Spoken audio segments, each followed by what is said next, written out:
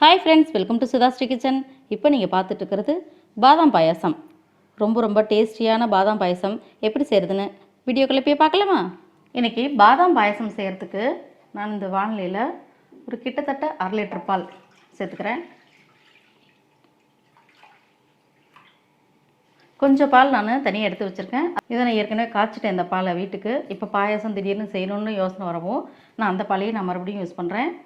இந்த பால் கொஞ்சம் பொங்கட்டும். இந்த பால் பொங்கி வரத்துக்குள்ள நம்ம என்ன பண்ணலான்னா, முதல்ல ஒரு 20 பீஸ் பாதாம் பருப்பு அதை நான் ஒரு கிண்ணத்தில் தண்ணியில் போட்டு நல்லா அலசிட்டு அதை ஊற வச்சுருக்கேன். இது ஊற வச்சிருந்தேன். இதை தோலெல்லாம் உரிச்சிட்டு நம்ம பால் ஊற்றி நம்ம விழுதாக அரைக்கணும். பால் நல்லா பொங்கி வரும்போது நல்லா கலந்து விட்டுட்டு நம்ம இதை லோ ஃப்ளேமில் வச்சுக்கலாம். இந்த பால் நம்ம நல்லா சுண்டி வரணும். அப்போ தான் பாயசம் சாப்பிடும்போது டேஸ்ட்டு சூப்பராக இருக்கும். இப்போ இந்த பால் நல்லா கொதிச்சிக்கிட்டே இருக்கட்டும். அந்த நேரத்துக்குள்ள நம்ம இந்த பாதாம் பருப்பு எல்லாத்தையும் நம்ம தோலெல்லாம் உரிச்சாச்சு. இப்போ இதை பால் ஊற்றி மிக்சியில் நைஸாக அரைச்சி எடுத்துகிட்டு வரணும். நம்ம பால் ஊற்றுனது ஓரளவுக்கு நல்லா இறுகி வந்திருக்கு. இதை பாருங்கள், பாதியளவு கிட்டத்தட்ட குறைஞ்சிருச்சு. இது வரைக்கும் இருந்துச்சு, இப்போ இந்த அளவு குறைஞ்சிருக்கு. இப்போ நம்ம பாதாம் பருப்பை பாலில் அரைச்சி எடுத்துகிட்டு வந்திருக்கோம். நல்லா நைஸாக அரைச்சி எடுத்துகிட்டு வந்திருக்கோம். அதை இதோட சேர்த்துக்கலாம்.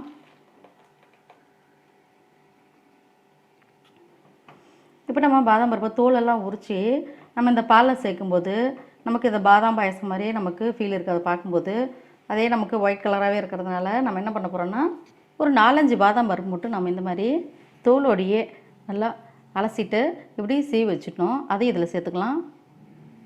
அப்போ தான் பார்க்குறதுக்கும் சரி சாப்பிட்றதுக்கும் நல்லாயிருக்கும் டேஸ்ட்டு.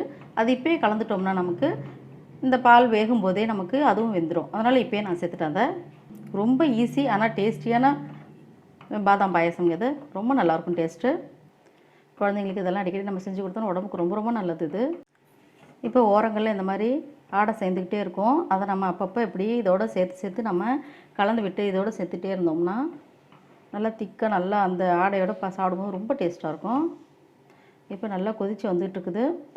இப்போ நம்ம எடுத்து 1/2 லிட்டர் பாலுக்கு நான் இந்த கப்பில் 3/4 கப்பு ஜீனி சேர்க்குறேன்.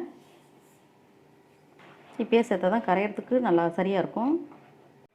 இப்போ ஜீனி சேர்த்து கொதிச்சிட்டு இருக்கும்போதே நம்ம இதோட மில்க் மேடு ஒரு 3 ஸ்பூன் சேர்த்துக்கலாம்.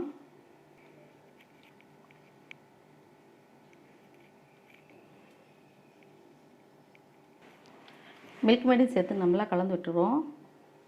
இப்போ நல்லா கொதிச்சிக்கிட்டே இருக்குது. இப்போ ஒரு 3 ஏலக்காய் தட்டி வச்சுருக்கேன், அதையும் சேர்த்துக்கலாம்.